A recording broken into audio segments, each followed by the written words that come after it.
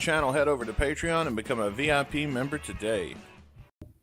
McKagan's Radio Podcast. We're back on live, baby, live. Wait, hang on. Let me do the thing. Got the clip. There we go. I thought they were going to go for like the kids going, yeah. But... Oh, we could do that. What do you think, kids? Should we have a real good show tonight? That's right, kids. Uncle Bones and Uncle Caputo are here for you today, and we're going to have a real good smashing time. Does that sound like fun? Yeah, man. We're like if Sesame Street went full R on HBO. Hard R. Hard R. Wait, hard R doesn't mean retarded. Never mind. That's a different. Yeah. That's something altogether, bro. Let's not get into that. Yeah, now that I think about it. See, I meant to, that's where I was going with it. Like, yeah. Yeah. We gotta go R-rated, not NC-17. We want to be seen by people, not, thrown in the back of a porn store. So yeah. Well, you speak for yourself, buddy. Yeah. Well, everybody knows they keep the good shit in the back. Yeah, hot coffee is always in the back, if you catch my drift. Heyo. I know the hot coffee cheat from Grand Theft Auto. Shout out to San Andreas, man. Go to shit right there. I've never actually done that before. Well, it was like a thing that was left on the game files, and people cracked the code on it and stuff, and unlocked it somehow. And then that was the whole story. It basically became from an M rating to adults only. You had to recall a bunch of the copies of it. And they had to remove that from the code and whatever, or else they wouldn't be able to sell that in Walmart. Yeah, I saw something. I knew there was like a they were bitching about it, but I mean, if you got to do all of that to get to it, then is it really that big of a freaking deal? I mean, yeah, bro, it still is the best-selling PS2 game of all time, so you can't beat that. Damn straight. And so, folks, we've got a little game we're going to play tonight. We're going to first off, we're going to check out some rock and roll news. We even got some Guns N' Roses news in the chamber for you. Those of you in our Discord already know what we're talking about. Yeah. Well, let's just say if you're a fan of them leaky leaks, you might want to listen tonight because we're going to talk about that. It's not a Ricky leak, but it is a leak. So well, it's attached to one anyway. Attached to a previous former Ricky leak. We've talked about that in an episode of Band, I believe. So. Oh yeah, I believe so. That's in someone did actually shoot us the tag on there because there's a whole conversation on our Discord. Yeah. So it's oh yeah, check out this episode these guys did here, and then we're like, oh wait, that's us. Oh, those jerks. Yeah. Oh, these fucking douchebags. What? Yeah. Anyway, we're gonna do that. Plus, we're gonna play a little game / tournament where we get AI to crown who is the rock and roll queen of the ring.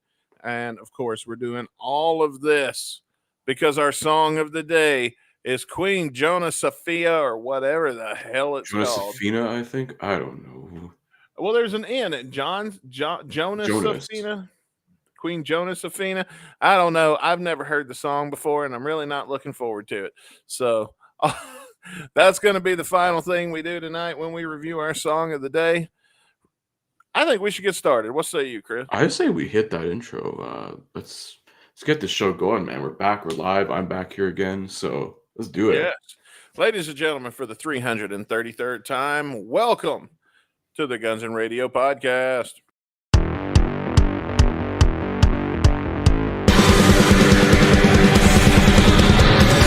motherfuckers, to the show that should be heard. Download on your smartphone the show that you deserve. Streaming fucking bullshit, that's what we are. Watching for madness, isn't that absurd?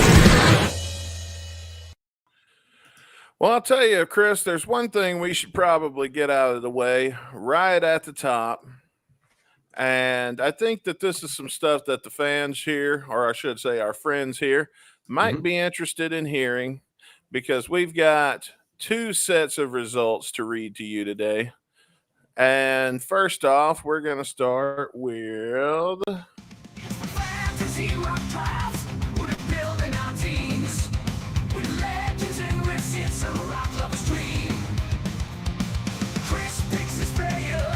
That's how you do. That's me.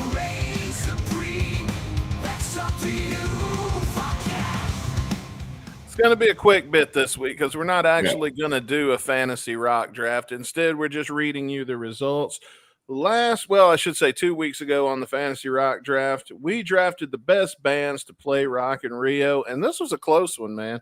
It was. So your boy Dustin Bones won with the team of Queen, Aerosmith, and Prince. However, in my opinion, Chris had the better team. I'm just saying. His team was Iron Maiden, AC/DC, and Oasis, 54-46. So we'll be back once spring break is over. We'll be back live again after tonight on April the 8th. Ooh, mark your calendars, kids. That's right. So be sure to check that out. But we're not going anywhere, though. There's no need for you to feel like old Uncle Dustin and Uncle Chris here just abandoned you, kids. Because Not yet. Guns and Radio Spring Break is starting next week, and it will go all the way through to the 27th of March. Your boy Dustin Bones will be joined by your other boy, Uncle Rick. Uncle Dustin here. Hi, Rick. Hi, Rick. And we're going to be watching some music videos on Monday, Wednesday, and Friday for the 2 weeks that we're off. Plus, your boy Dustin Bones and Chris Caputo are going to actually be back with another full episode of Guns and Radio on April 1st. And yeah, man, we had to tape it in advance because of the fact that, we're going to be on spring break. We have to get everything together, Yeah. And we wanted it to be a special episode. And plus, we're trying some things to see if you guys like us pre-taped or like us live better. Yeah, time off for us is valuable. So if we can get it, we'll do what we can. Yeah, Frost is in the chat, says see you soon. Yeah, I'll be seeing old Frost this weekend, man. He and I will be going to Boston for spring break. Wow, I believe Mr. Dunsford is joining you guys. That's right. And we're going to be filming a vlog where the three of us spend 40 hours in a car together as we travel to Boston, Massachusetts to see Dropkick Murphys on St. Patty's Day. I can't wait for that. That's somebody's dream threesome for 40 hours in the car. Somebody out there. Somebody out there probably is. If that's your dream, foursome. Or y'all be playing F, Marry, Kill. That's it, Let us know in the comment section below. We'll whore out Frost. I can at least get you one of them. If he's the youngest one, he looks the most, I guess. Yeah. He's gettable. got the most energy. Yeah. That too. Yeah. He'll be able to give it to you real good, ladies. I mean, shit, he'd be a good narc because he's not a chick, but I mean, he is as his theme song says. Well, yeah, man, that's coming up in the next couple of weeks. Another thing we need to cover and get over with, I say get over with like it's a bad thing, is, March Madness for us wraps up a little early since we started taking spring break, and I would rather do this than not take spring break. So I guess you just have to deal with it because it is now time for us to talk about the Tournament of Awesome, which is not the only tournament we got coming up today, but I'm saving that one for later. Yeah, that's our big tournament. This is the one that's been ongoing, for the last month or so. If you've been checking out our post community tab there on our YouTube, we've been posting these every week for the last month or so. Seems like. Yeah. So over here you can see the semifinals have passed. Boobies managed to defeat a long uninterrupted nap by 70%. God damn, man. I'm telling you. Oh, I'm sorry. Clean bed sheets. And, man, the semifinals was a blowout on both ends because Puppies defeated a long uninterrupted nap by, I can't see those numbers. They're all blurry on my end. 63%. Wow, damn, over 60%. Oh, 68%. Yeah. Yeah, dude. We're talking like puppies, not like, when Jerry the Lawler screams, puppies. Wait, did I just say Jerry the Lawler? Jerry the Lawler. Jerry the Lawler King. Jerry the Lawler. You no good jabroni Hulk Hogan. Fuck you. Sorry, I've got my Iron Sheik on me. The Lawler Jerry King. Jerry the King, Jerry the Lawler. The Lawler Jerry King. He come up and he say thing. I say to you, Jerry King. Fuck you. I am Iron Sheik. Shiki number one, baby. Fuck your ass, break your back, make you humble. Anyway, folks, that means right now you can vote on the championship game. Who will win the 2025 Tournament of Awesome? Will it be boobies or will it be puppies? It's a very tight race. You will find out. Get your votes in now. The winner will be revealed when we return live again on April 8th. You got a long time to vote for there, guys. So you got a good enough time to make your decision. Tits or a dog, you know. I'd rather have the puppy these days. Puppy dogs never bitch at you for staying out at the strip club all night. No, they still do. They'll be like, yo, where the fuck's my food, honey? Oh, yeah. Ron says everything is awesome. Everything is awesome, Chris. Why don't we move right along? Let's see. We talked about, we got all of the mandatory stuff out of the way. We told them about spring break. I think it's time that we get into some news. What say you, Chris? Let's get into it, man. It's some rock and roll headline news.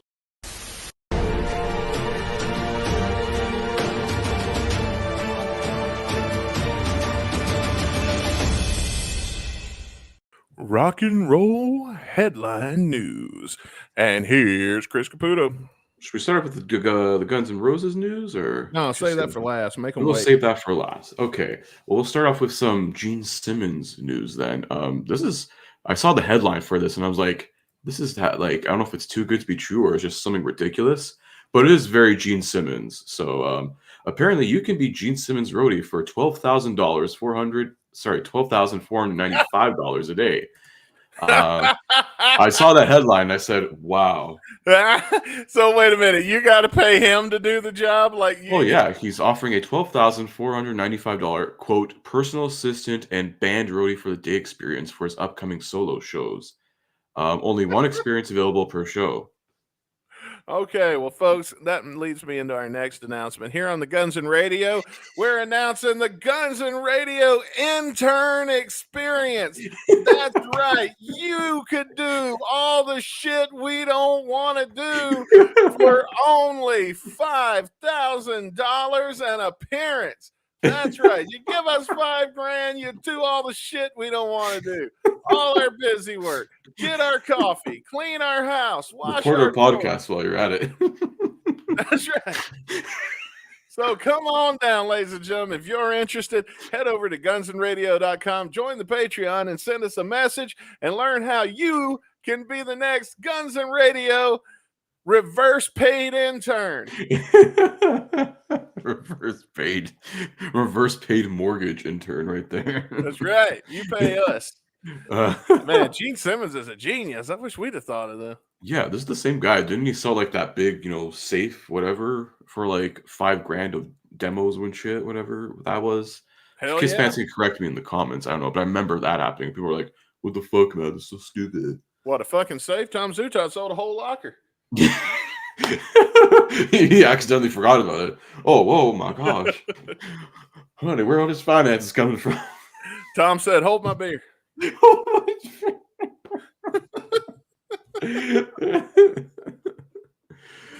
But with this roadie, personal assistant band roadie experience, so you'll spend the entire day with Gene Simmons. You meet him early on in the day, go over his pre-show schedule, accompany him to load in, help the band set up for the show, attend sound check, and you get to have a meal with them, which, wow, surprising.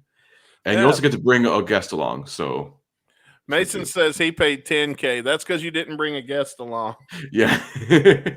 You got the Dustin pissed off at Buffalo Wild Wings experience. That's $10,000. You'll get a discount if your guest is a hot chick that Gene Simmons can fuck while his wife watches. But on the Dustin Bones experience, you get a discount if my fucking order at Buffalo Wild Wings is correct.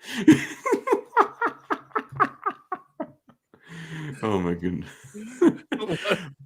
But at least too, you get some more perks too. You'll be brought out for an introduction during the show. You get autographs, signed set lists, and selfies apparently.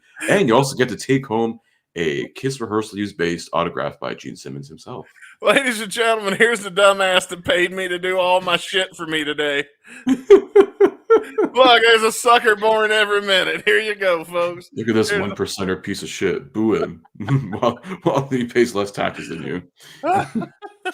Oh, fuck, that's funny. I was gonna say we could totally fund this through our Patreon if he was coming to like Missouri or something, but unfortunately nowhere close. No.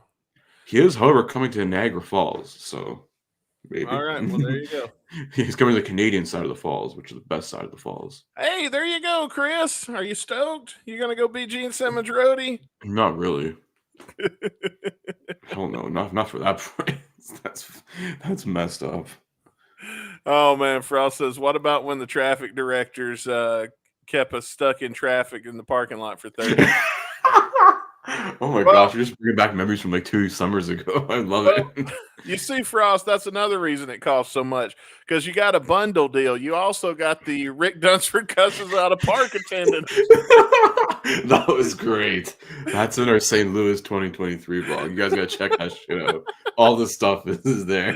Oh yeah, It's the ghost vlog. If you go to our vlog playlist, what he's talking about is in our ghost vlog. All right, Chris, what's the next story? Let's see here. So Motley Crue unfortunately has had to postpone their Vegas residency. I can't even speak. Jeez. They postponed their Vegas residency due to an unspecified medical procedure that Vince Neil has to undergo or something. Nothing to specify. They just postponed it. It was supposed to happen March 28th to April 19th. Now it's going to happen from September 12th to October the 3rd. So they're just canceling dates over. Tickets for the original shows are still going to be valid. So yeah, I don't know what the hell. If you don't tell us what it is, I'm going to assume that it's penile related. I don't know. Maybe he's finally getting the gastric bypass surgery or something. Oh yeah, that's what Frost said. Wow, twinning, brother. I fucking love it. Now you just wait a goddamn minute. Oh no. Oh, no. Hang on a second. Oh no. You can't hear it because it's You on mentioned vibrate, liposuction. This is what happens. but my phone's ringing here. Oh my goodness. Now you hang on just a goddamn minute, Caputo. Are you suggesting that I need to have gastric bypass surgery like I'm some kind of fat fuck? How many times? It's either that or like you need a new vocal coach so he can actually hear you sing in English instead of. Are you fucking kidding? I'm the greatest singer of all time. There ain't nobody that could coach me. As a matter of fact, I'm the one that the does greatest the singers of all coaching. time are dead. You're still here somehow, so I They don't keep know. paying me. These interns pay me money for my go like they do Gene Simmons. They pay me for my vocal coaching. Okay, so first off, you're completely wrong about that. Second off, I'm in no way, shape, or form having anything related to weight loss surgery. I don't need to have weight loss surgery because I done told you 100 times that this is all muscle. Okay? Oh, sure, okay. Well, So you need to open your eyes and fucking look at me, you fat son of a bitch, because this is all muscle. Okay? my eyes are open, buddy. I don't know about So, yours. matter of fact, you could go on the Vince Neil diet. It might do you some good. You could get shredded and Vince, jacked you need like me. the Jenny Craig and Atkins diet, okay? We got to bring back the stuff from fuck 20 years you. ago. I mean, listen, if DJ Khaled dropped out of a Weight Watchers sponsorship, I know there's a spot for you. You can use that. Oh my god. Okay, seriously. I'm really tired of your shit, Caputo. Okay, because here's the deal. All right, I didn't want to have to tell everybody, but here's what's happening. Okay, I'm going in and getting a little surgery where they're basically it's kind of like a vasectomy. Except for they're putting everything back because your mom and I are trying to have another baby. You son of a bitch. Sure, pal. I'm having, and it's not penis enlargement surgery, okay? I don't care what fucking Tommy Lee's going around telling everybody. There's no problems there. If anything, I could afford to lose a couple of inches. It might be a penis reduction surgery, but it is not a penis enlargement surgery, okay? I have never needed a penis enlargement surgery in my whole life. Okay. I mean, they have pumps for those anyways, so don't worry. Well, see, that's you. I don't know about any of that. Okay? I don't need that shit either. Those There's are nothing not to talk penis about. pumps that you see at my house. Okay, those are not penis pumps. Those are for cooking. Those are cooking utensils. Okay, and I'm sick of people accusing me of having penis pumps. We've been over this 100 times. The girls say that the only person that is bigger than Tommy Lee that they've ever seen is me. Okay, you hear it all the time in rock and roll news and lore that I have a bigger penis than Tommy Lee. Everybody knows that. So that's not an issue either. Okay. So you know what? Why am I sitting here explaining myself to you, you fucking asshole? You know what? Screw you guys. I'm going home. Oh, God. Well, Vince Neil, everybody, you seem Vince to really, Neil, famous piece of shit, Vince Neil. you seem to really struck a nerve there, Chris. Oh Maybe we gosh, should move on. What are there? I like merely mention his name and the nerve gets struck anyway, so it doesn't really fucking matter. Well, you know, what other Whatever. news stories do we have? Well, speaking of Vegas here, looks like the Sphere is kind of in trouble. It seems like. Oh boy. Yeah, so like a company, the Sphere Entertainment, they've been losing money on this thing so far. I mean, this thing cost duh. $2.3 billion to make. It's the most expensive concert venue in history. It took 5 years. Now, like a lot of the demand for this to see concerts there has kind of dwindled. So there's a whole article here that they're now carrying $1.5 billion in debt, which is crazy. Which is, I mean, goddamn, they charge like $1,000 to go in the motherfucker. You're gonna spend all this money building something nobody can afford to go to. Because that's the thing, they built another venue just for like, that's basically residency only kind of things. You had so far who's been there? U2, Fish. I know the Eagles are there soon. The Grateful Dead or Dead and Company, whatever the fucking thing is. They're just dragging the corpse of the 60s band along, it seems like. John Mayer's there. Cool. My Body's a Wonderland. Thanks, John Mayer. I haven't heard anybody I would pay like $20 to go see yet. Much less they need $1,000. They need better fucking bands in there. I mean, like the U2 could worked well. I was like, that was a good choice, I'd say. But a lot of the other bands, I'm like, really? Well, Frost says that he's heard that the experience of seeing a show in the Sphere is a crazy experience. Oh, it is. And I know they've had like a UFC event there too, and it looked pretty interesting. It'd be cool if they do like a Raw or WrestleMania or something there. It would be cool, but I think it'd be kind of tough because you're used to seeing like, because with the Sphere, it's tough because you're used to seeing like big crowds on both sides, and it's like you're gonna see like these guys playing to the hard cam. You're gonna see like no one behind them, basically. Yeah, didn't they have a SmackDown at a festival one time though? At a fest? No, they did like NXT at like some random music festival. That was like a touring thing, though. I think I don't know. I don't remember. Anyway, I mean, then again, they've had Raws and SmackDowns in Saudi Arabia, so if the money's right, they'll do anything. These people. I mean, I would go if it wasn't so stupid expensive, but I can think of better things to do than watch a giant TV when I'm in Vegas. So pretty much. I mean, unless like you're really putting on a good experience, I don't know. It's hard to like with any of that stuff, to be honest. I mean, I think it's pretty. There's not that many like big names anymore that could just do like one straight up residency for like a month or whatever, Yeah, because music sucks now. That's why we're here talking about a band from the '80s. Yeah. Well, there's not a lot of these guys from years ago have retired or are dead. So yeah, like 99% of the Grateful Dead. I think it's not even any original members in there. So I guess it's safe to assume that they're either going to go bankrupt or get bailed out by the government, one of the two. Well, they're not an auto company, so I don't think they're going to get bailed out that easily. I don't know. So do you think they'll like sell it to, or what do you think is going to happen? You're a businessman. See, because one of the, because it says even closer in the article, Sphere Entertainment has two business segments, the namesake Vegas venue, and they also own MSG Networks, which are like the regional sports network that plays a lot of the New York sports teams as well, and they're like financially losing money too. They're at $800 million in debt, which is nuts. So if their other company sort of fails, then it's gonna be a lot of lost money there, man. So I don't know. It says it's still business as usual. They give it a couple of years, maybe they will bring in some revenue. Who knows? I mean, they're insisting there's more acts who want to perform there, so who knows? And they're already building a Sphere in Abu Dhabi, which is okay. Sure, let's put more for the blood money oil people there. So well, they're all like billionaires over there. Why not just let them pay for it? Yeah, exactly. They can pay for it. I mean, while the oil is still there, then they run out of oil and they all kill each other for $5 because no money's coming in. Yeah, well, someday. Yeah, it's Anyway. even mentioned here. It's rumored that Harry Styles is going to be having a residency there. I'm like, that could bring in something, maybe. I don't know Harry Styles. So. I don't know, but I feel like wasn't it like the Vegas residencies like the kiss of death for your career in a way? Well, Guns N' Roses did it twice.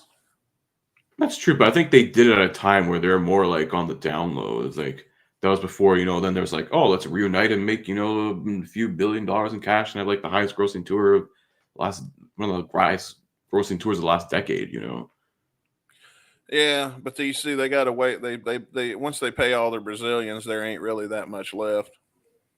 That's true. I mean, unless they can sell the vault off, whatever's in the vault.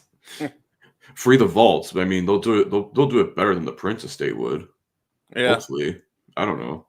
That's a whole nother topic for discussion with the Prince estate. Ugh. Yeah. Release my 9-hour Netflix documentary, you assholes. I know, right? What? Because oh no, it's gonna show Prince in a bad light. I'm like, the dude's dead, who cares? Well, I think after what happened to Michael Jackson, they're probably being yeah, because the whole Leaving Neverland thing. Yeah. But then there's another documentary that was independently made that sort of refuted all that shit. So that's another whole God, there's so much with that.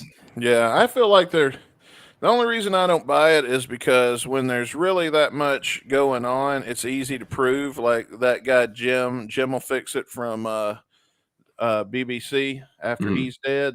Then everybody came forward. Ain't nobody wanting to come forward with Michael Jackson. So that tells me it's probably not. Yeah, and it's like you're just basically attacking someone when they can't defend themselves. Yeah. Jim will fix it was a piece of shit, it turns out. So it's a good thing that. Hey, listen, honestly, we're in the business of, critiquing art and stuff. A lot of these artists are a piece of shit. So fair enough. You got to say who's the least piece of shit out there. It doesn't really matter anyways. Or you just ignore it and keep listening to the music. Yeah. I mean, you can just pretty much that's what the block button's for, Mute, that's what I do. Show me this artist on Spotify. If you really, that's it, man. I just ignore it. People give me shit on the internet because I won't participate in cancel culture anymore. Yeah, hey, listen, even if I'm on, Spotify and listening to music, you're not getting much anyways. So fuck. There's a new one every 2 weeks. Well, I know I'm gonna listen to something. Anyway, what other stories you got for us?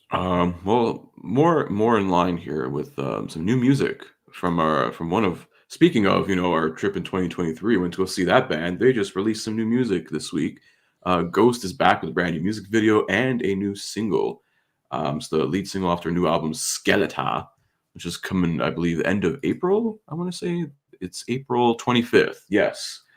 There we go. Right. So check out Satanized by Ghost. It's a very good song. It took a couple listens to really get it hooked, but man, that chorus gets in you after 2 or 3 listens.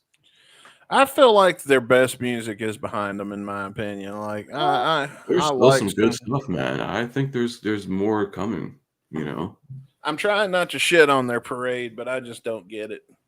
I enjoyed when we went and saw the live show. I had a great time, and I like the songs. I like those 5 or 6 songs I actually like by them. I like those songs, but all in all, I'm not going to sit there and listen to a whole album by Ghost. Oh man, look at this. Frostbite said, "Is this a Skeletor? Is this a He-Man concept album?" To my knowledge, no. It's Skeletor. It's Skeleta, but they're actually calling their tour Skeletor, so close enough. I'd actually go see that band, the He-Man tribute band. Yeah. Frost says that he thought the song was just okay. It was whatever, nothing special. Yeah. Hey, listen, to each their own. Even my first couple listens, I was like, okay, it's all right. But then, I don't know. I feel like it kind of gets into you after a while. At least for me. Okay, so Frost said he really loves Spillways from the last time. Same way with me. I love Spillways from the first time I heard it. Same with Square Hammer, Dance Macabre, and a couple of other songs. And I didn't have to choke them down 4 or 5 times before I liked them. You know what I mean? Mm-hmm. This one, I kind of listened at for 30 seconds. I went, not for me, and turned it off. So if you can't hook me on the first listen, I'm a little bit more of a hard ass, I guess.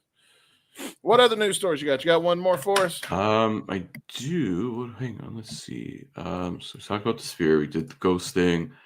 I was gonna dive in more about like the tour for Ghost this Oh, summer. go ahead. Yeah, because I think there's still like controversy going about like the whole no phones policy. Yeah, that's a deal And breaker so, for me. and so like, bro, and then Tobias Forge, the guy behind Ghost, is like going deep into it. He's doing a lot of interviews and stuff right now. Dude, because his whole defense for it, he says he wants the fans to be there in the moment. They did those LA shows. Remember, that was the filming for their movie Right Here, Right Now. And they didn't have any of there's no phones there. And rightfully so. I mean, you don't want a whole movie to get spoiled like a year before it comes out Yeah. in theaters, basically. Um, and he's just saying it's right. He has a point. Like, it's very hard to get people to engage nowadays. I feel like, and especially there's always like assholes who are like just literally filming the whole concert like this, like horizontal phone. It's like, bro, why do you pay all this money to see a band through like a phone like this? Again, you want to take like a couple pictures, whatever. Post a shit on Instagram, whatever. But like, don't be like filming the whole fucking thing just so you can get some views on YouTube. Like, leave that people for the bootleggers who are up in way back in the other section. Like, I don't know. I get his point, and I also like I can see both sides of it. Well, for me, I'm like, welcome to 2025. If I go to a concert and they send me an email, oh yeah, by the way, there's no phones, I'm gonna get my money back. That's a deal breaker for me. I mean, I'm they're not sorry. like they just like with this thing. They're just literally like, okay, you have it in this bag, you can use it. Like in the lobby or something. Like, but after then, you gotta, once you're inside the venue at the show, whatever, you gotta keep it sealed in there. Yeah, but no, I'm not buying your fan club so I can have pictures from the show. And yeah, it's just this. I know what they're really trying to do. They're really trying to sell you the videos and sell you their photos and stuff like that, and I'm not willing to pay for that.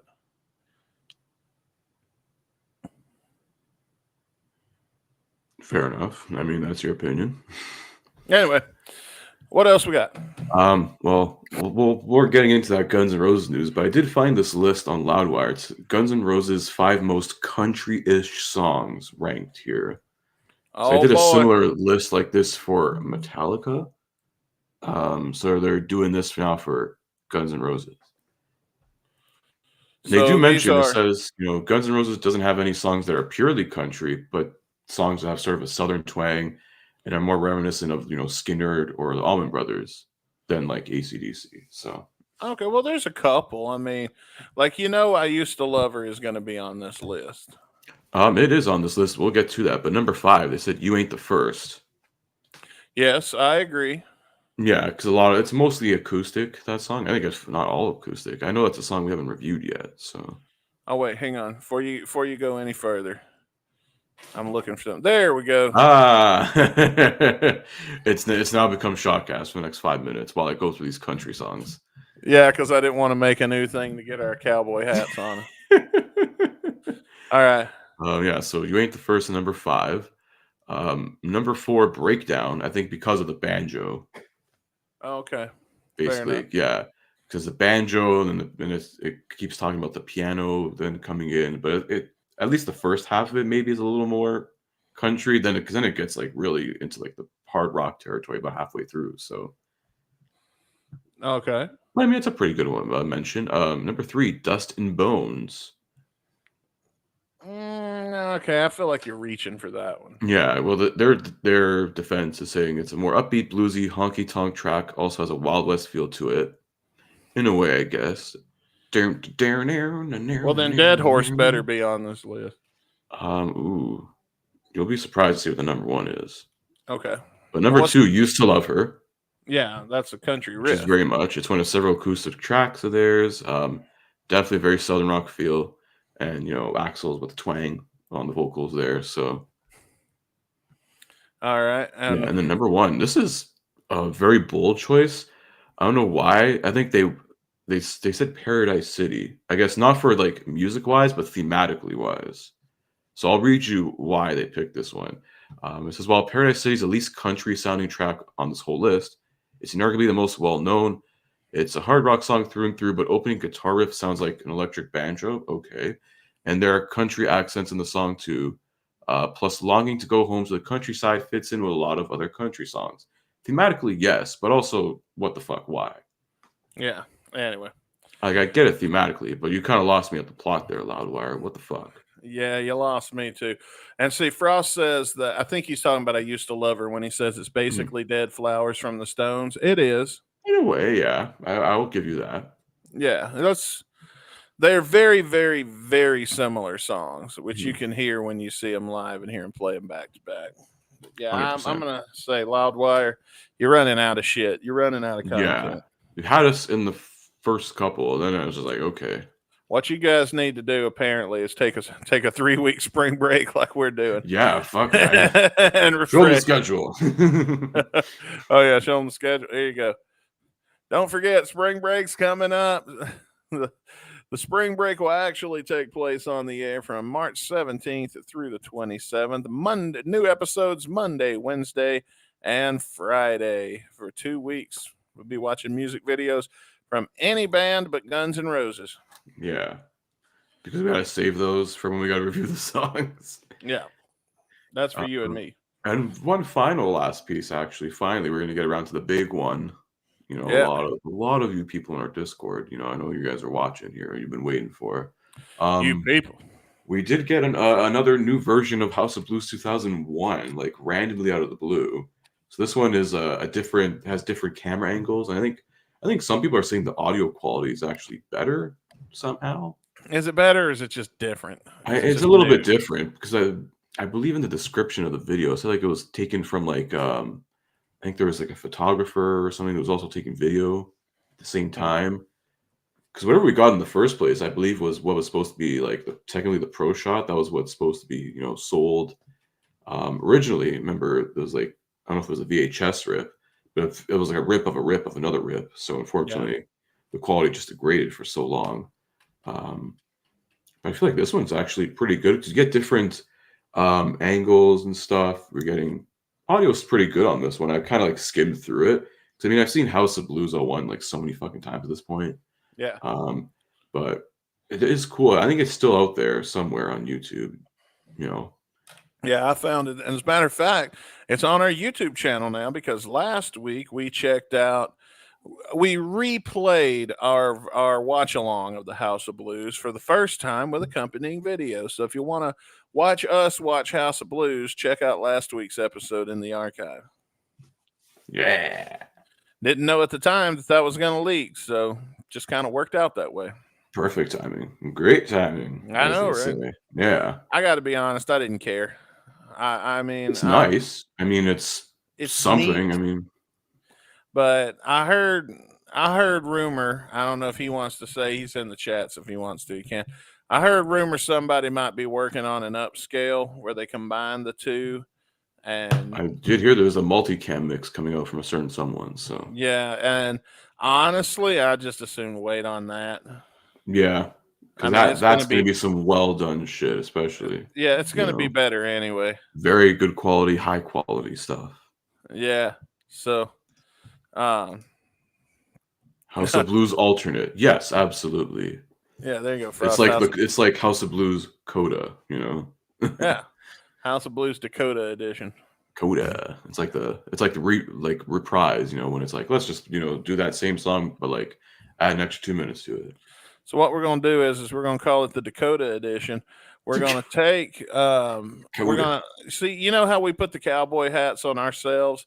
We're going to do that same thing, but with everybody in GNR, just like a photo of a cowboy hat floating over their head. And we're going to use Franz's bluegrass remixes of all the song. That'd be perfect. Yeah. And then we're going to put a country accent with AI over Axel's voice when he talks in between songs. Now, y'all listen here. It's really good to be back, I reckon. Y'all come in and sit a spell, but don't take your boots off. Anyway. Keep your shoes on, General. North or south, Frost says. Oh, no, this is before it was north and south. We're going Central. We're going territory. We're going 1885 Dakota Territory. Oh dang. That's right. So there's going to be a mouth harp in there and a banjo. Somebody blowing in a jug. Dev went down to Georgia. He was looking for soul to steal.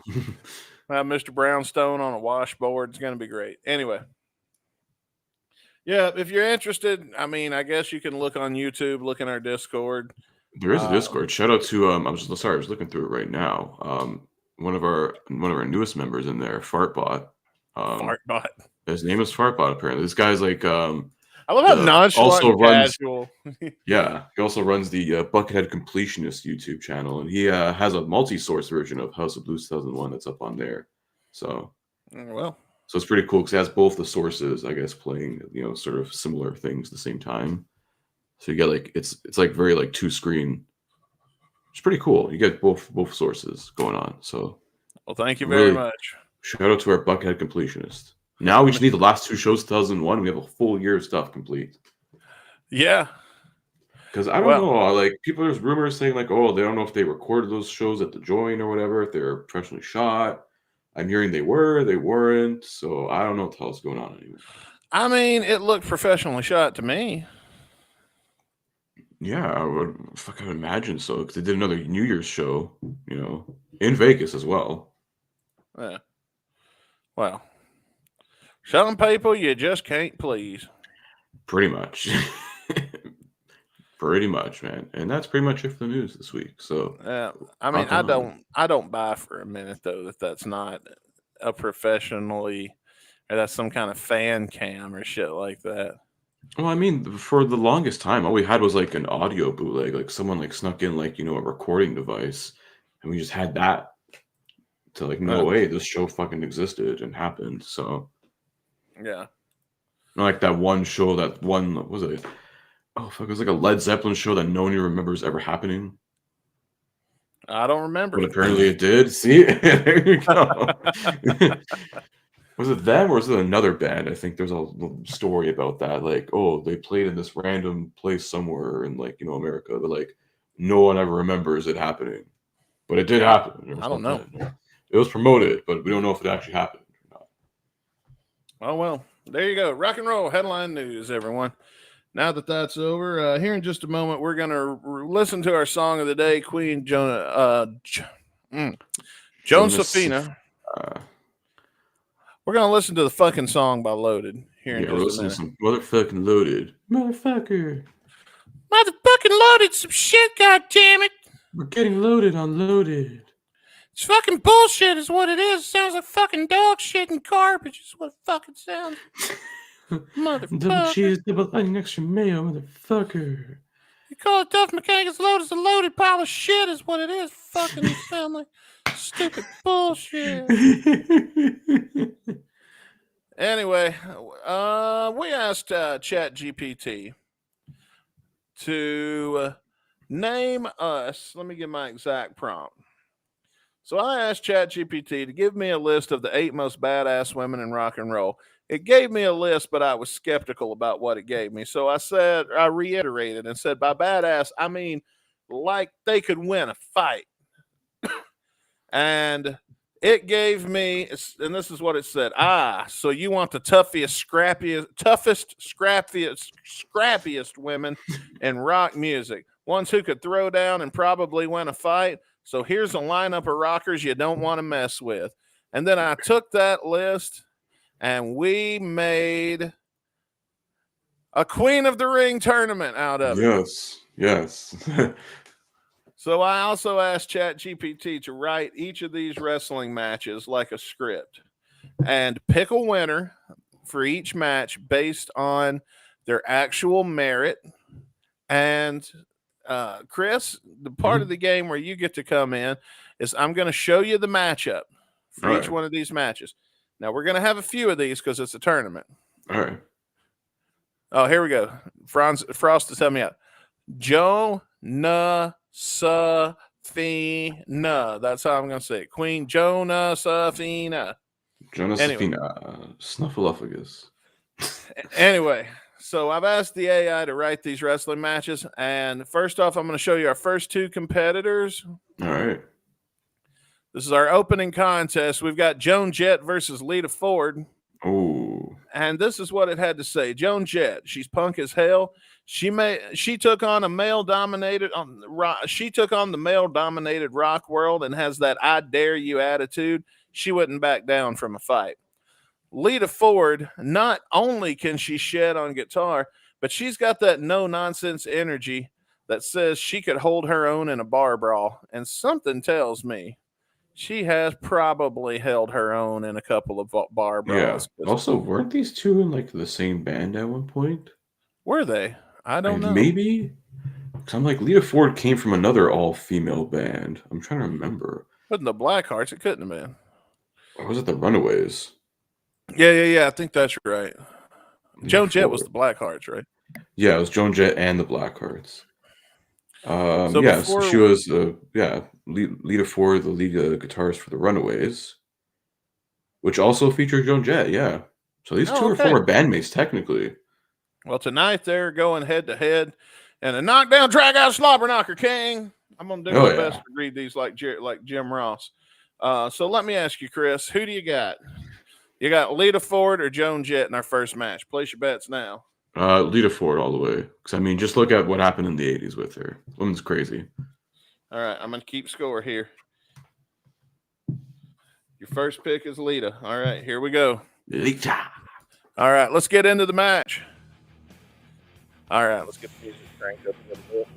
All right, here we go. Lita Ford versus Joan Jett. Bell rings. Joan Jett, Lita Ford circle each other. Both women are in good shape, but Jett is known for being a little tougher, a little grittier, and a little scrappier. Lita, on the other hand, has a bit of a height advantage on Joan, and she might even have more reach. They lock up. Lita goes for a traditional collar elbow tie up, but Joan immediately shifts to a rougher approach, yanking Lita into a quick side headlock. She wrenches it in tight, making Lita struggle to push her off. Lita shoves Joan into the ropes, looking for a shoulder tackle on the rebound. Joan charges in hard, but Lita stands her ground, barely budging as Joan bounces off of her. The crowd oohs and ahs as Joan shakes it off, realizing there might be a different approach. Joan changes her strategy, throwing a couple of quick jabs and following up with a forearm smash to Lita's jaw. Lita stumbles back, but fires back with a stiff kick to the midsection. She grabs Joan's arm and whips her into the corner. Lita charges in for a running splash, but Joan moves out of the way. Lita crashes chest first into the turnbuckle, but Joan capitalizes, climbing up behind her to deliver some mounted punches. The crowd chats along. 1, 2, 3, 4. But before she can get to 10, Lita shoves her off. Lita is slightly winded, but still strong. She catches Joan with a suplex attempt, but Joan blocks it, hooks the leg around Lita's, and reverses it into a small package. 1, 2, kick out. Lita gets to her feet first and surprises Joan with a dragon sleeper. She cranks it back, trying to wear Joan down. The crowd is rallying, clapping to will Joan back to life. Joan fights it, throwing some weak punches backwards. After a few moments, she uses her legs to kick off the ropes and flip over, escaping the hold. Lita stumbles in for a sudden reversal. Joan fires off a big super kick.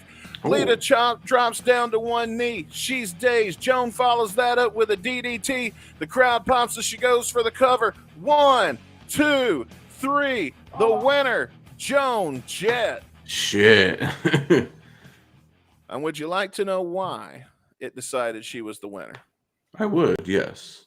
So the reason ChatGPT says that Joan Jett is the winner is because while both are tough rockers, Joan has always had that scrappier, more rebellious energy. She's been through punk brawls and street fights, and she doesn't back down. Lita might be bigger and stronger, but Joan would outlast her in a street fight style brawl, using grit and endurance to take the win. Okay. More stamina, I guess, in a way. Pretty much. That's basically what most fights boil down to, is who's going to get winded quicker. Yeah. I do like Frost's comment here. It's messed up, but it's true. Lita definitely held her own in domestic fight. I mean, Ah. Oh, well, there you go. So up next in our tournament, we're in the what is this? Still I in the, guess I guess, the qualifiers, yeah. quarterfinal. We got Wendy O. Williams versus Brody Dahl. Brody Oh, Dolly or Brody? Or is it Brody Dale? Brody Dahl from the Distillers. I remember. Yeah, I've heard it say it's called Dolly, and I've heard it called Dale. Dale. Was she Pipple? I don't know. Either way, Dale. I usually say Dale, but then I was like looking at am I reading that wrong? So could have been. I don't know. I have never really watched any interviews with her. So Yeah. let's to see why ChatGPT picked these Williams. Wendy Williams is the definition of hardcore. She blew up cars on stage, chainsawed guitars in half, and had a mohawk before it was cool. No way she wouldn't wreck someone in a fight. Meanwhile, Brody Dale, straight up punk rock aggression. She's got the attitude, the voice, and probably the right hook to match. So with that, let's do the match. Are you ready to see this interesting fight play out? Yeah, I'm ready to see Blocky Lawless with a vagina do something here, aka Wendy Williams. Yeah, she kind of looks very dudeish. I was Anyway, gonna say she looks like she could fit in, like, in the wrestling world. Look at, like, at least at this photo. oh dude, you know who she looks like? Oh, what was that chick from the Attitude Era? Not Nicole Bass, but the Sable? one. No, the one that drew all the lightning shit on her face and had the Oh, like mohawk. Alundra Blaze? No, Oh, Bull Nakano? I don't know. Anyway, I give up. I think The it was bell Bull- rings. Neither woman hesitates. This is a fight, not a wrestling match. Wendy O. Williams, the queen of punk mayhem, storms forward, but Brody Dell, the younger powerhouse, stands her ground. Lock up? Nah. Fist, bruh. Brody throws the first Fight. strike. Fuck A yeah. wild haymaker, but Wendy ducks and headbutts.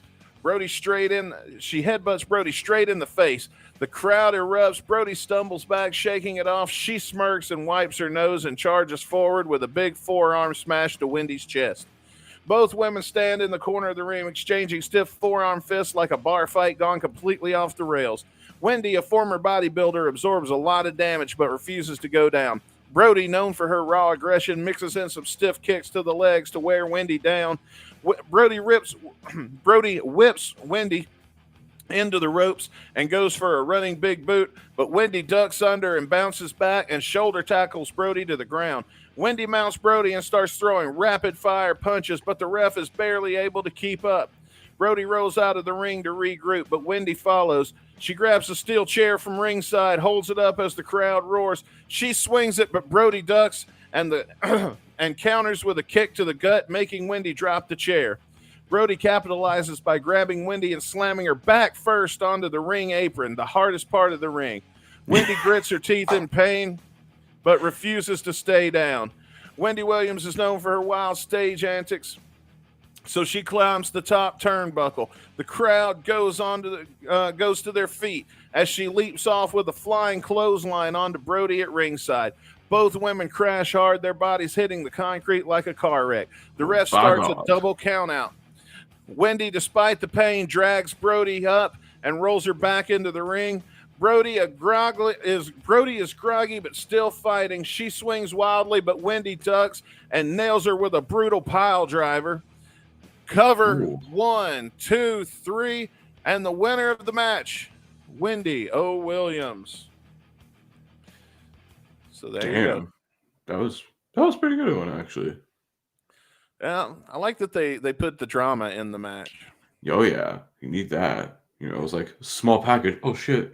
Surprise win. Yeah. So this is why it says Wendy wins. As tough and aggressive as Brody is, Wendy is a literal stunt performer, bodybuilder, and full-blown anarchist who did things like blowing up cars on stage and smashing televisions with sledgehammers. She was hardcore before hardcore was even a thing. Brody is younger and might have more endurance, but Wendy's pure insanity, strength, and willingness to destroy herself to get the win will give her the edge. So there you go. Mm-hmm. Always. Are you enjoying this, Chris? I am enjoying this. I'm enjoying this so far. By the way, folks, this was Chris's idea from a really, really long time ago. I don't even remember her, and you still somehow remember this. It's just crazy. Well, I just figured it fit with the Queen of the Ring thing this time. So, Yeah. So I was like, oh, it's probably some offhand thing. I was like, let's, do it like this. well, our next pair is a couple of forces to be reckoned with Ooh, let's see what we got. because we got Chrissy Hind, Chrissy Hind from the Pretenders Ooh. versus Grace Jones. So Chrissy has openly talked about throwing punches in her younger days. She's street smart, tough as nails, and fearless. Grace Jones, okay, so she straddles rock and other genres, but she's an absolute powerhouse, a martial artist, Oh, and shit. has an intense physical presence. Oh yeah, I didn't think to get you to see who you think was going to win that last one, but Oh, I was going to go Wendy Williams anyways. And then you mentioned she's bodybuilder. I said, oh, yeah, there we go. She has the physique for this shit. So what are you thinking between Chrissy here and Grace Jones? I don't know. Grace Jones looks like, I don't know if that's like, she's got like the Jeff Hardy mask going on there or something, but she looks fucking devilish. So I'm going with I think that. she Plus, you wears- said martial arts background. I'm like, yeah, I'd get my ass kicked doing that too. All right, I'm going to lock you in with Grace Jones. Grace Jones. All right, well, let me get over here. We'll scroll down a little bit. And let me get this centered so I can read it. Let's get into the match. Let's do it. Is the background music too loud? No, that's perfect. Okay, good. Chrissy is used to street fights and scraps.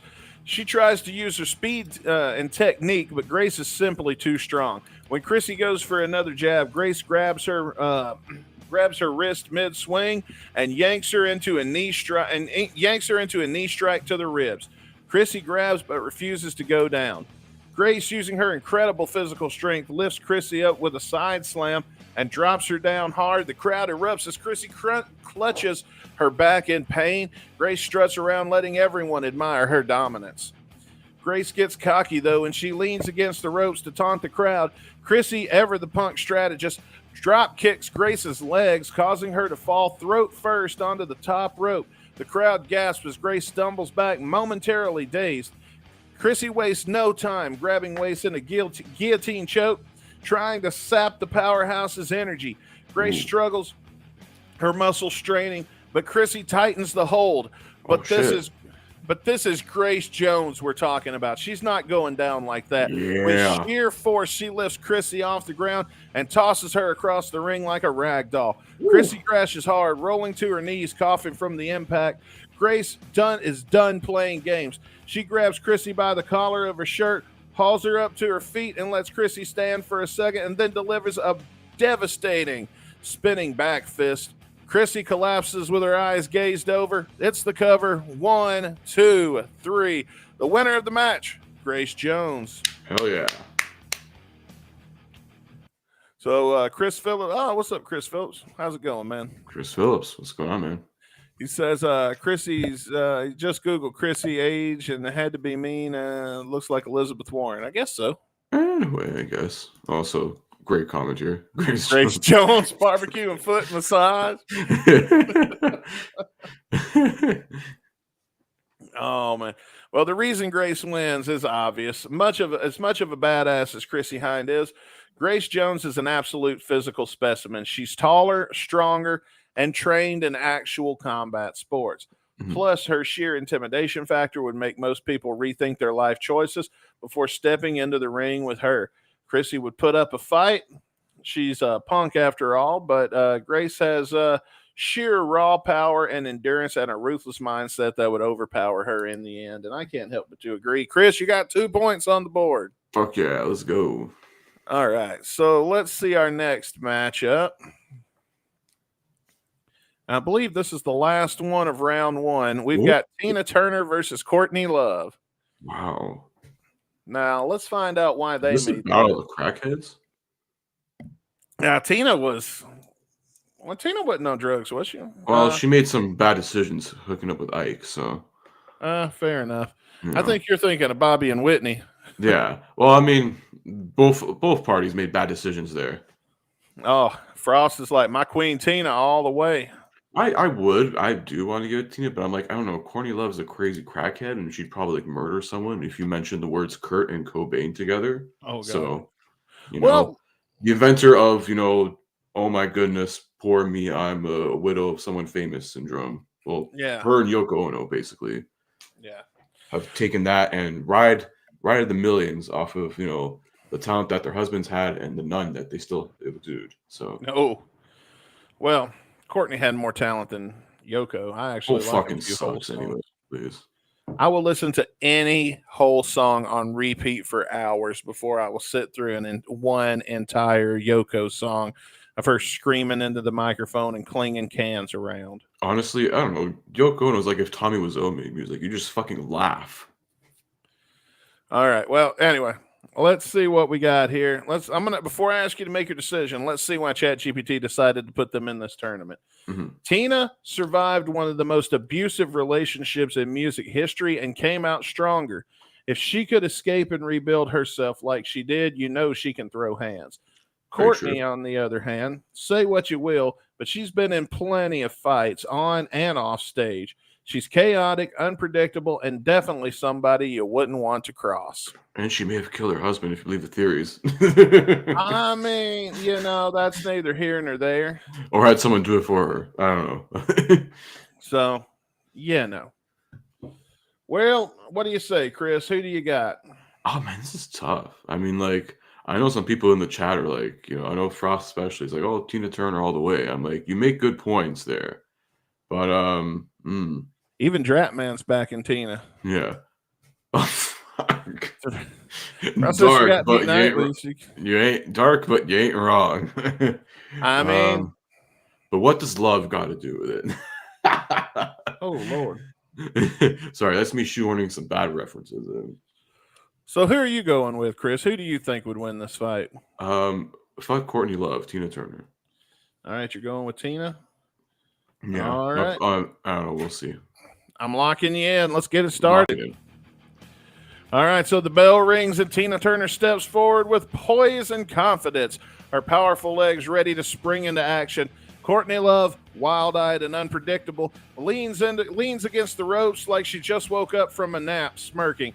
Tina wastes no time lunging in with a powerful slap that sends Courtney staggering. The crowd pops as Courtney holds her face, looking shocked, but then she grins and tackles Tina to the ground.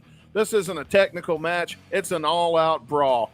Courtney is clawing, scratching, and pulling hair while Tina, tough as nails from years of fighting through life's hardships, fights back with a big forearm shot and a strong knee lift to the ribs. Throws into the corner. Tina manages to shove Courtney off and whips her hard into the turnbuckle.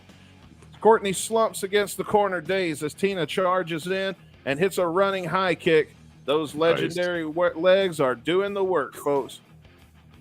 As Tina bends down to grab her, Courtney reaches up with a thumb in the eye. The ref warns her, but Courtney doesn't care. She grabs Tina's hair and smashes her face into the turnbuckle repeatedly. Ooh, bitch. Courtney rolls out of the ring, digging under for a guitar, of course. And then she slides back and lifts it over her head, ready to swing, but Tina ducks. As Courtney turns around, Tina kicks her in the gut and rips the guitar from her hands. She raises it to the sky with the crowd roaring and then smashes it over Courtney's head. The guitar splinters. That's going to draw a dime. Yeah, Tina, still full of energy, backs up to the ropes and does a big running leg drop. Cover. 1, 2, 3. Your winner. It's pulling out the big Hogan moves, bro. I love it. Sorry, it doesn't work for me, brother. No guitar shot for me. That ain't gonna drop. So the reason that ChatGPT says that Tina wins is because Courtney Love is scrappy, dirty, and unpredictable, but Tina Turner is a survivor. She endured more in real life than most people could ever imagine, and she stayed strong through it all. She was also in incredible physical shape, her legs alone giving her an edge in the pure strength and endurance. Courtney might have brought chaos, but Tina would have weathered the storm and crushed her in the end. Hell yeah. Frostbite says this is clearly celebrity death match for real. Hell yeah, man. We just, this is our pitch to bring it back, basically. I don't know. I am enjoying this. Is a good call, Chris. Isn't it? Listen, past me, I don't know, throwing out some random ideas. I guess one sticks. All right. Well, it's time for the semifinals. Joan Ooh, Jett's back taking on Wendy Williams.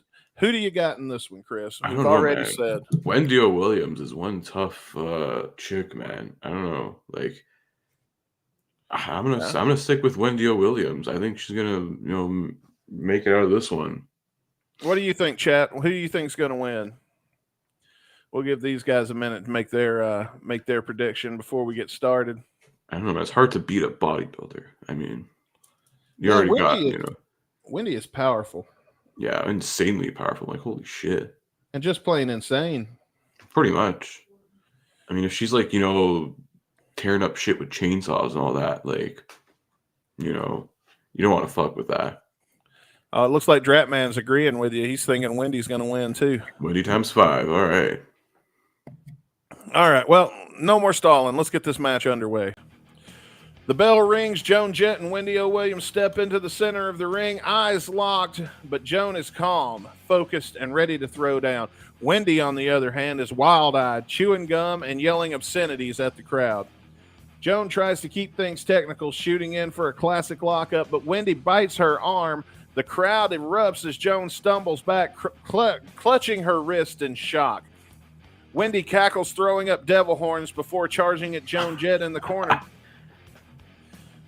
Wendy doesn't wrestle. She fights dirty. She throws wild haymakers, headbutts, and even tries to choke Joan with the middle rope. The ref warns her, but Wendy just spits at him and keeps on going. She's got till 5. Joan is tough as nails, though. She starts fighting back with hard body sharp shots and sharp elbow strikes. She ducks a wild swing from Wendy and counters with a DDT, planting Wendy's head into the mat. Ooh.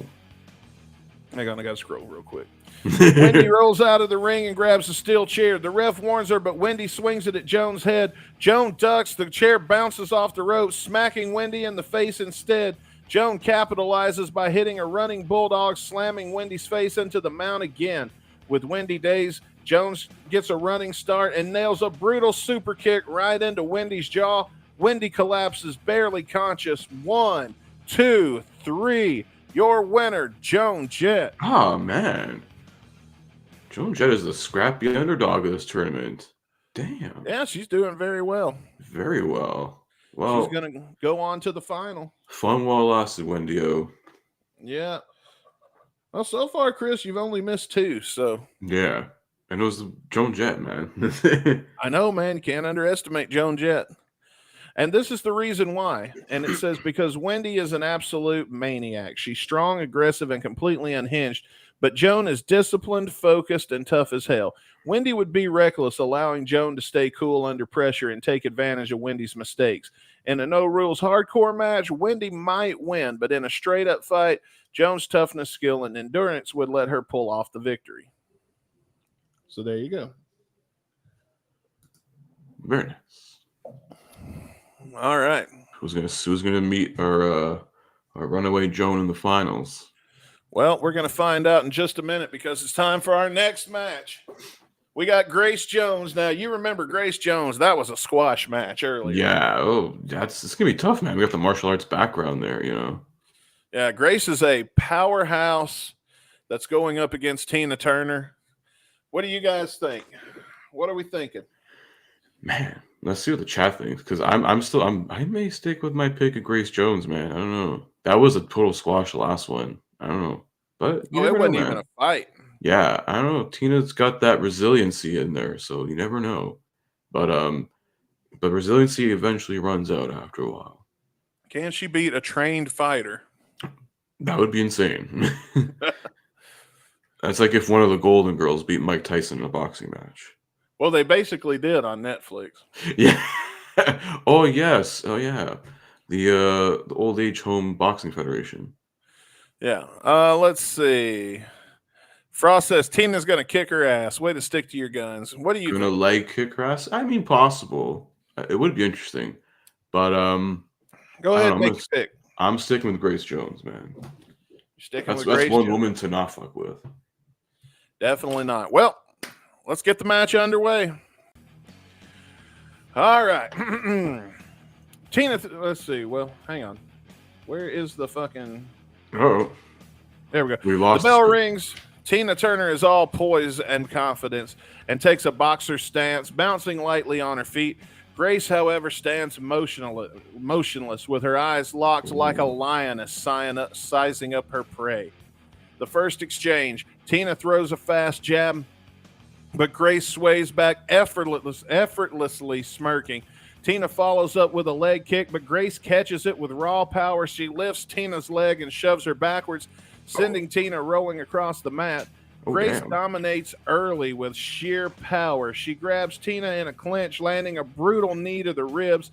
Tina tries to escape, but Grace spins her around and locks her in a full Nelson. The crowd rallies behind Tina as she stomps on Grace's foot and headbutts her.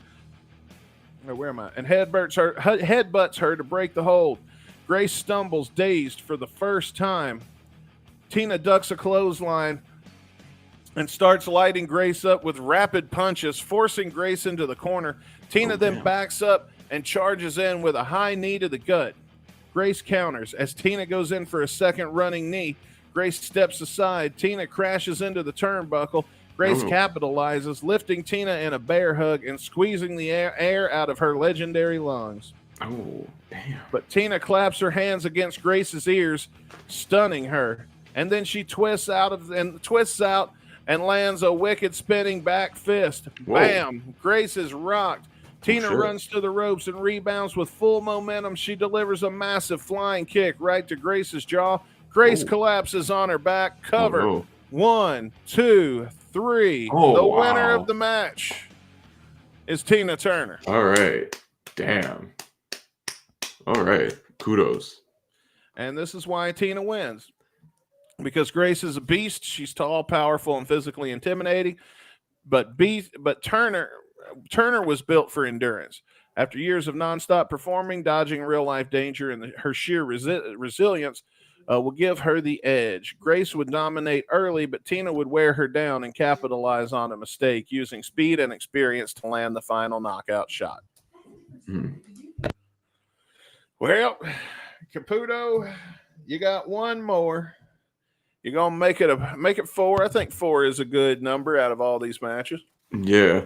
Oh, Frost trolling me in the fucking chat here. Get out of here. But, I was pretty right for most of these, except for like what, 2 or 3. That's it. Yeah, well, 3. I think you missed 3, right? How many matches? The last one. I mean, the other one with Joan Jett qualifying here. Yeah. So, I think with the 2 of Joan Jett and that last one there. Yeah. Yeah, but hey, you can still guess who our champion is going to be. This is a tough one too. We got 2 very similar backgrounds here. These scrappy, sort of come from behind underdogs.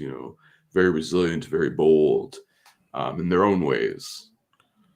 Yeah. Oh, and it looks like from the look of this one, this is a pretty good match we've got here. No holds barred. This is definitely a championship match. Yeah, this is damn. I don't know. I've been underestimating a couple people here. So I did almost win, yes. Yeah. So what do you think? Tina Turner versus Joan Jett for the final championship match. Oh, To end our Queen of the Ring tournament. this is tough because I'm like, I really do want to pick Tina Turner, but I'm like, Joan Jett's been, very much an underdog in this one. And it's like, the last 2 times I didn't pick her, I kind of screwed up on my end. But the last times you didn't pick Tina and you kind of screwed up. Yeah, that's the thing too. Like, that's true. Oh man. So I mean, how about both these guys? yeah, Frost is pointing that out. You didn't vote for either of these women to get in. So I did the first round. I voted Tina Turner over Courtney Love, and I was right. Well, just a reminder, Joan Jett's in this tournament because it says she's punk as hell. She She is took punk on a as hell. male-dominated rock world and has an I dare you attitude, and she will not back down from a fight. Tina Facts. Turner survived one of the most abusive relationships in rock history, came out stronger. If she could escape and rebuild herself like that, she can throw hands. So anyway, Dratman Nice to saying see Tina ya. for God's sake. I don't know, man. Yeah, Tina Turner. She's been impressing me all tournament, so I'm gonna go with her. Tina? Yes. All right, I'm gonna lock you in for Tina. I guess Frost is going with Tina too. Gotta do. Trap man. Tina, for God's sake. For God's sake, King, pick Tina Turner, God damn it. For God's sake, stop the damn match. Somebody's gonna die out here. They just might, because this one's got multiple phases to it. So this is gonna be This a bigger is match. hardcore. This is the main event. So here we go. The bell rings. Joan Jett stands firm, fists clenched, and her eyes locked onto Tina Turner, who paces like a lioness ready to pounce. The crowd is split, half chanting for Joan, the other half are chanting for Tina. They circle each other, locking up in the center of the ring. Joan, scrappy and aggressive, tries to force Tina back, but Tina's legendary leg strength holds firm.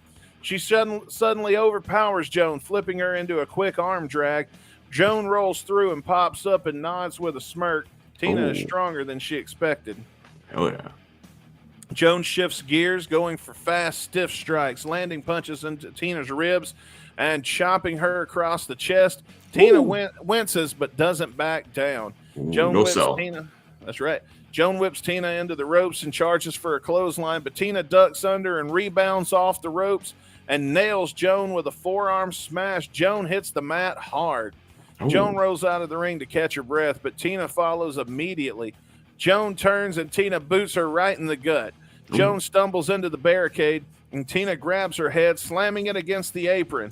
Damn. Joan, ever the fighter, grabs Tina's hair and shoves her backward into the steel steps. Tina crashes hard. The referee begins a 10 count. At 6, both women start to slowly rise up and roll back into the ring. This fight is not ending on a count out. Hell nah. Joan is gasping for air, but she's still scrappy. She hits a low drop kick to Tina's knee, finally grounding her. She locks in a leg submission, twisting that powerful limb.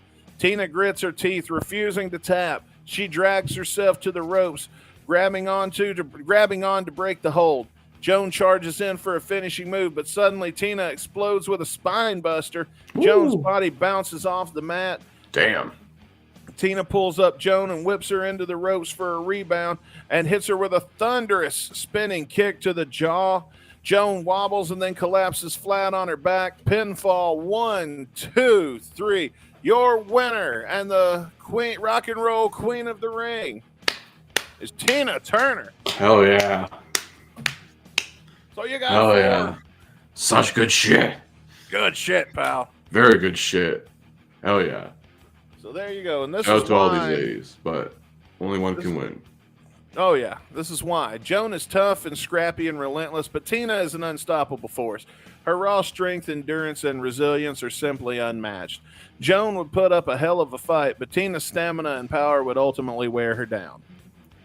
And then it says, the final verdict, Tina Turner, the undisputed rock and roll queen of the ring. The crowd erupts as Tina stands tall, the championship belt hoisted high above her head, sweat dripping, a victorious smile on her face.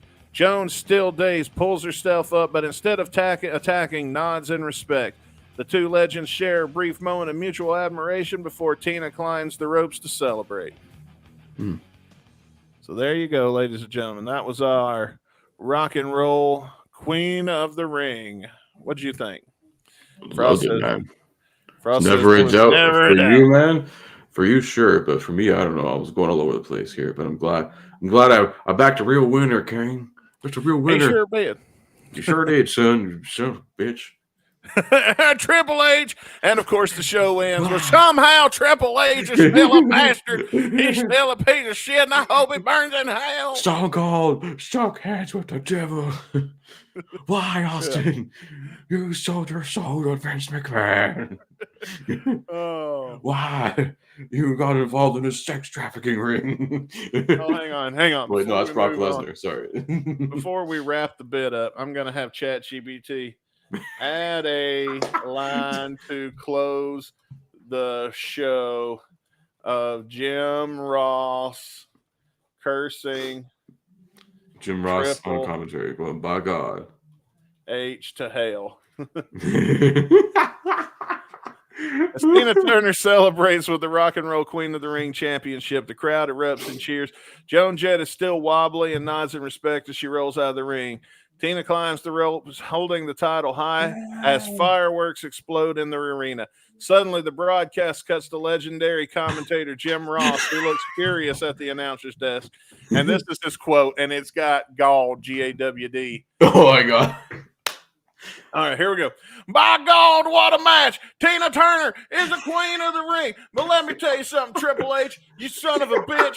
I know you're back there pulling the strings, screwing people over. You go to hell, Triple H. You go straight to hell.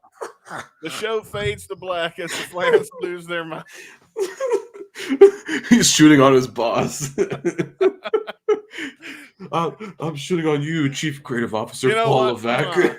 Perfect ending. Perfect ending. Fuck you, Paul Levesque. Fuck you, Triple H. Fuck you, Paul. I love that ChatGPT spelled it by G-A-W-D. Dude, My ChatGPT knows its shit. I love it.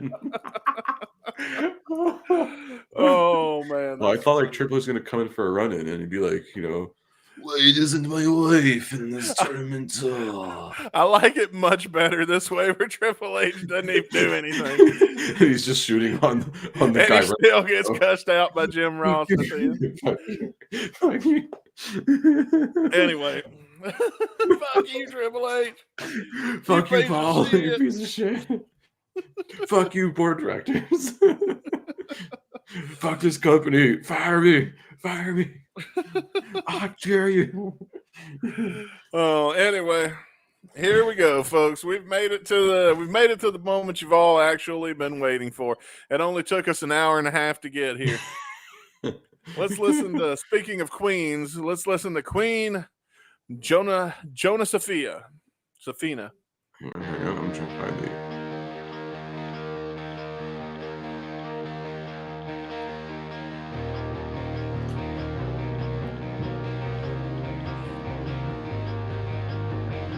Sounds like something I've heard before, but I can't quit placing. Kind of, yeah. It does sound like it. Sounds like System of a Down. A little bit, a very tiny bit. So if I just played you this clip and I told you, hey, I got a clip of a new System of a Down song, and I played you that, you probably wouldn't question it too much. Not really, but then I'd have to hear some lyrics, But what's it? Hypnotize? Why Why don't you ask that?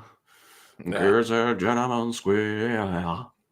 Yeah, I don't like Kind System of. of a Down. So. I don't know. It's either they talk about like their dicks or like something that happened in Armenia 20 years ago. So Yeah, there you go.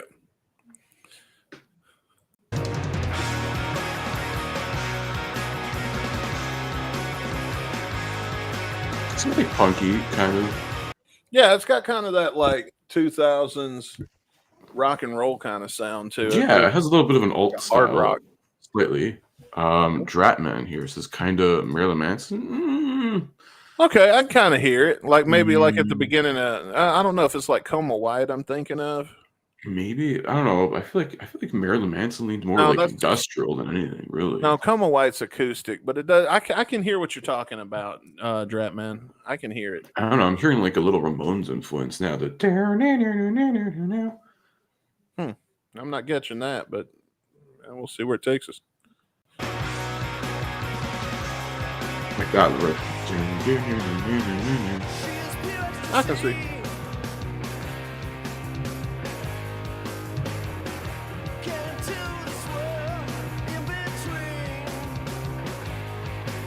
What about the swirl in between?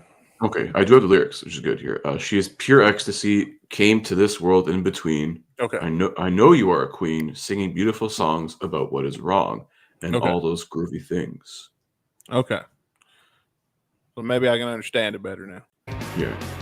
I know you are a queen,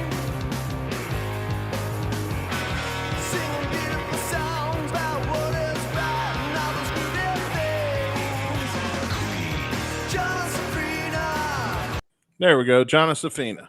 Yeah. Queen. Jonasophina. See, I had a choice to make tonight. I could have listened to this in advance and knew what I was getting into before Yeah. we reviewed it in real time on the show. Oops. or I could not do that, and I opted to not do that. So Yeah, I think it's kind of rewarding us right now. It isn't too bad yet. It's no, okay. so far I'm not. It's I'm pretty actually good. enjoying it so far. So. Yeah. I don't know. I feel like this is also could be a song for Still Then. Like just like that first like verse right there. I know you are a queen. Still then. I don't And know. I don't feel like he made that retarded voice that he always you know what I mean? Like, yeah, it's not too much leading into that. It's a little bit, but he's actually sounds like he's singing pretty well here, Duff. Yeah. So. Gon' get it right. Jonasophina, gon' get it right. Yeah, it is time. yeah, I got a little instrumental action there. Yeah, of course, it's interesting because you hear like this big booming voice go queen, like it's like like coming from a video game or something. I'm gonna tell myself that's Gene Simmons. Maybe queen. Jonasophina. Yeah, like they paid Gene Simmons $2,000 to come in and say one word. Yeah, have Gene Simmons guest on your song. $14,000. You must say a minimum of no more than 10 words. Did you ever see there was a thing I was listening to once do you ever listen to Conan O'Brien radio on Sirius? I have not. I mean, like I've seen clips of like his podcast. I don't know if that's like a different thing altogether. I don't know. I turned it on Conan radio one time and I was listening. He was talking about they had a bit where it was going to be Gene Simmons and Richard Simmons. But it was like Gene Simmons was helping Richard Simmons sell a workout tape, and that was the joke of the skit.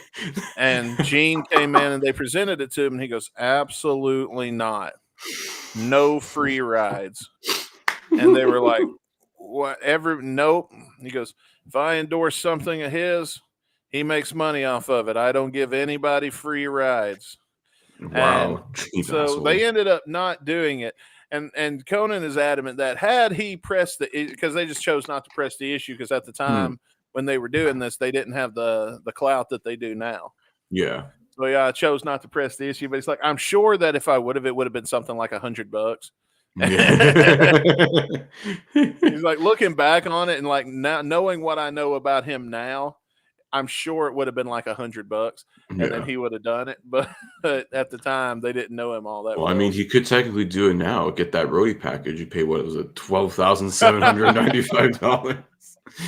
Carry his bags for him. Yeah, carry my fucking bags, bitch. Don't drop the makeup.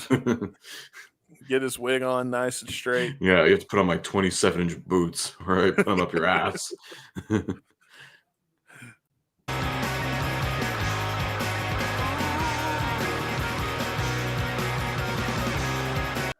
See, this is making me think of I turned on the rock station in 2004 and I didn't catch what song this was playing, but this was it. You know what I'm saying? Oh yeah, like this could have been like, the most mysterious song of the internet if it was released in 2004. Yeah, there you go. She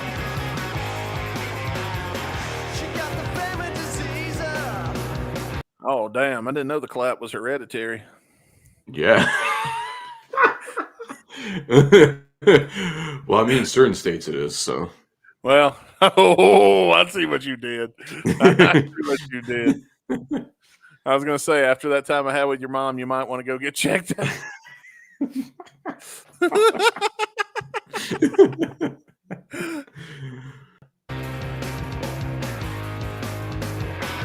got a dope for free, a bottle of drink. She thinks the world is so obscene.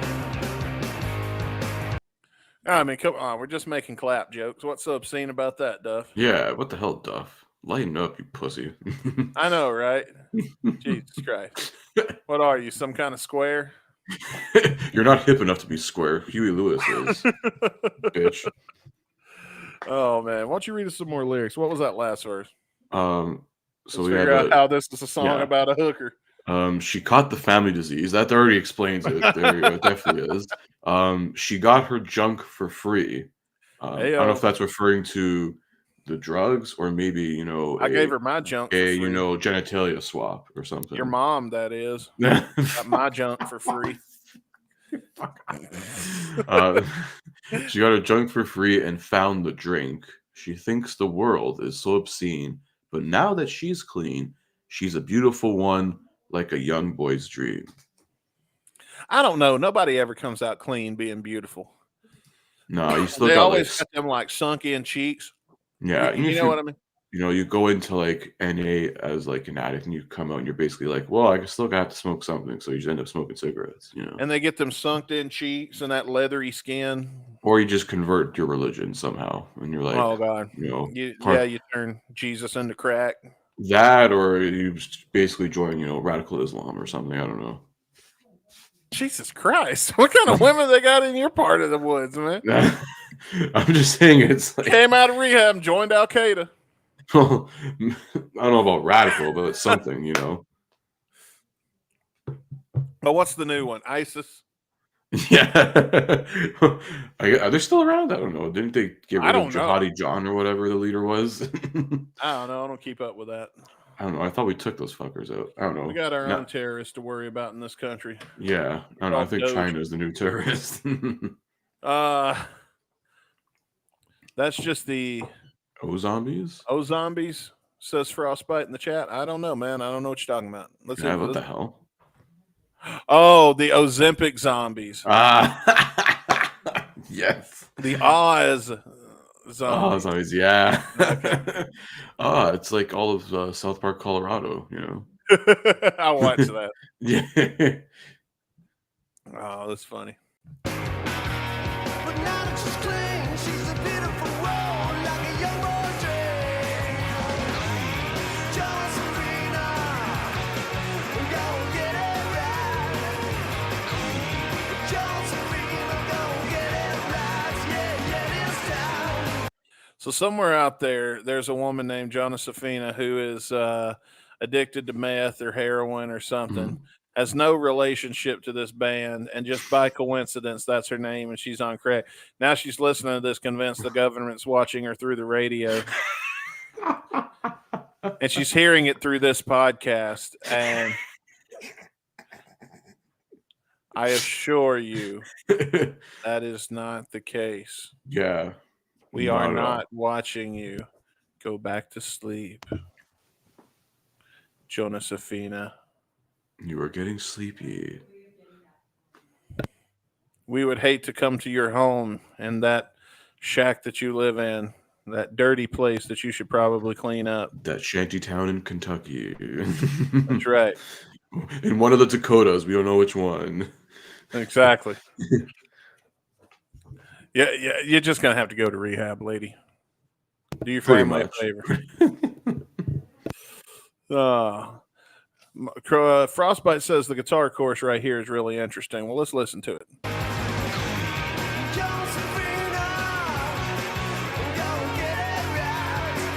That is different. Oh, good, yeah.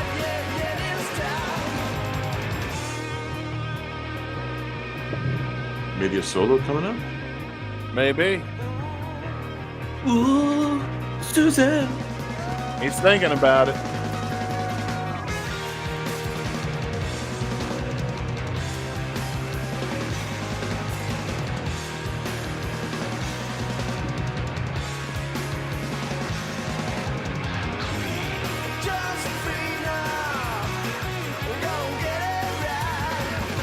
I partially suspect that the word queen wasn't in the original cut of this song, and then they decided to add it later and didn't want to re-record the whole thing. We have a video game announcer here in our studio that they're doing like, voiceovers for a fighting game. For Mortal Kombat. Yeah, they got like some guy that was doing like Marvel versus Capcom 3 or whatever. They got the round one. Fight. One fight. Guy. Yeah, get like Shao Kahn's voice actor, just get him in here. Queen. I can hear it now. Yeah. Queen.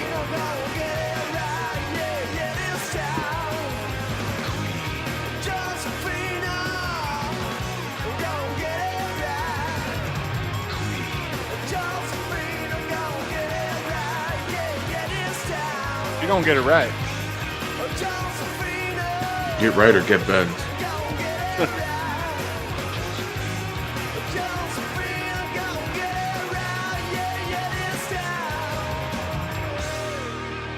Fatality. Finish it. I mean, it is definitely a fighting game announcer voice. That's doing the queen. 100%. That breakdown there actually caught me off guard. It was pretty cool. I thought we were gonna get a solo, but like it was a cool little drum part. I was like, oh, sweet. Switch it up. It was different, you know. And I'm always game for something a little different, you know, when it comes to songs. I don't feel like they always have to follow that that formula that we're used to, you know. For sure. Absolutely. So we got final thoughts here. Who's going first this time, me or you? I will let you go first, Mr. Dustin Bones. All right, I'll take it. I got to be honest, man. I did not hate this song. I actually pretty much enjoyed it. Okay, what did I like about it? I just liked the instrumental part. I thought that was really good. I'm a fan of the kind of music I was talking about, though, that I was saying that kind of reminded me of that 2004 radio rock. Not like Nickelback and shit, but more like some More of your the alternative stuff, not your post grunge. yeah, some of your heavier shit from the 2000s. And Like yeah, more in that sort of garage rock sort of revival that was happening with, you know, like Vines and White Stripes and those kind of bands. yeah. I can't put my finger on what I'm thinking of. Maybe like Shinedown or something a little bit. Oh, it's better than Shinedown. So I love Shinedown. You speak for yourself. I don't know, I heard a couple of their songs. They're okay. I don't know. Hey, local Memphis boys, fella. Got to represent. Anyway. Fair enough. Respect. My final grade on this out of 5, I'm going to give it a 3.5. Ooh, very nice. Yeah, pretty high score. Yeah. Like I said, I didn't hate it. I kind of enjoyed it.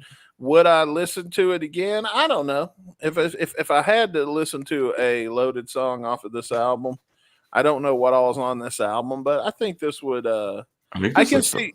This is the highest rated so far on this album because the rest has been either. I think there was a 3 that I gave to a song. The song before this on the album, Criminal. There's some 2s, 2.5s. There was one that was actually asked. It was 0. It was half a star. We even gave 0 to one of these songs. So this is probably one of the better songs it seems like so far on this album. Yeah, if I had to pick one, then so far of the ones that we've heard, sounds like I'm not too far fetched from saying I'd probably pick this one. Could it be the best song on the album? I don't know. That remains to be seen. But anyway, that's my thoughts. What do you think? It's pretty cool. It's a pretty interesting song. You know, there's not like an insane amount of lyrics, which isn't too bad. It's nice, but the song does really flow well. I do like shout out to Frost for pointing that out. The guitar in that second chorus is really cool. Leading into that sort of like kind of breakdown with like the whole little drum bit there.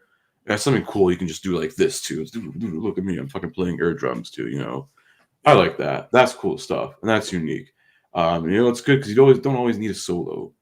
You know, even if it kind of maybe dates your song to that period in time, I guess to sort of quote, you know, Kirk Hammett from Metallica, you know, some kind of monster. If we don't have solos in this, it's going to date it back to this time. You know? Yeah, but you know what? Unlike Lars Ulrich would think, this does not sound fucking stock, okay? Yeah. This is not stock to my ears. Now I'm just quoting fucking lines from a Metallica documentary reviewing a Duff McKagan song. This is meta as fuck. But this is a pretty good song. I don't know about 3.5. I will give it 3.25 because it's something I would probably listen to here and there. I think for a first listen, it's not too bad. But it's definitely something I could throw in a playlist, you know, put in like sort of my sort of like alt rock kind of playlist, just stuff that's more not like in my general, like, you know, hard rock consensus, but stuff that's more alternate, more on the alternative sort of indie-ish side of things. I would throw it in there, you know, that's something, you know, on the other straight and narrow path, but it's pretty good from Duff. So yeah, I think if you put it on a best of Duff McKagan playlist, it would do. Yeah. It Put it on the do. This Is Loaded playlist, Spotify. Yeah. make a This good is filler loaded. track on the Best of Loaded playlist.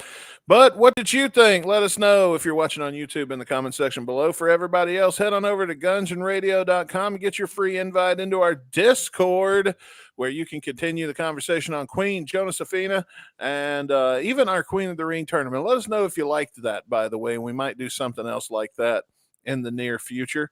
We're trying new things, so hopefully you're enjoying these new things we're trying as we spin the wheel to see what song we're going to be reviewing on Guns and Radio on April 1st when we have our next show after spring break. Knuckleheads, Izzy.